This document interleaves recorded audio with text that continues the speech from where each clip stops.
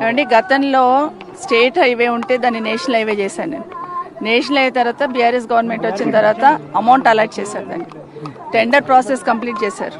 Work start చేద్దాం అనుకున్నప్పుడు land acquisition అవసరం ఉండే, ల్యాండ్ అక్విజిషన్ కూడా కంప్లీట్ అయిపోయింది.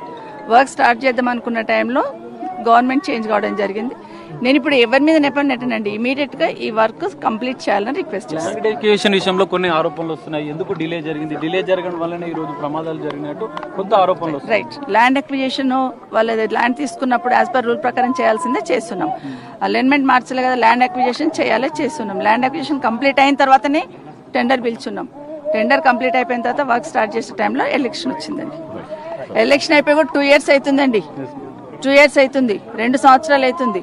లాస్ట్ ఆలూరులో యాక్సిడెంట్ అయినప్పుడు అప్పుడే చెప్పాను నేను, కనీసం మీరు రోడ్ స్టార్ట్ చేయట్లేరు, కనీసం షోల్డర్స్ అన్న మట్టిపోయండి, షోల్డర్స్ అన్న వెడల్పు చేయండి.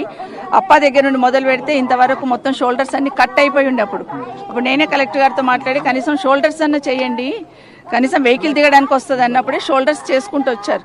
మళ్ళీ మిర్జాగూడ దగ్గరకు వస్తే షోల్డర్స్ అట్లాగే ఉన్నాయి, కాబట్టి యాక్సిడెంట్ జరిగి ఉంటుంది. బట్ ఏదైనా కానీ ఆ కుటుంబాలకు, వాళ్ళు చనిపోయిన వాళ్ళ కుటుంబాలకు ఎవరు తీరని లోటు, అది ఎవరు కూడా తీర్చలేము.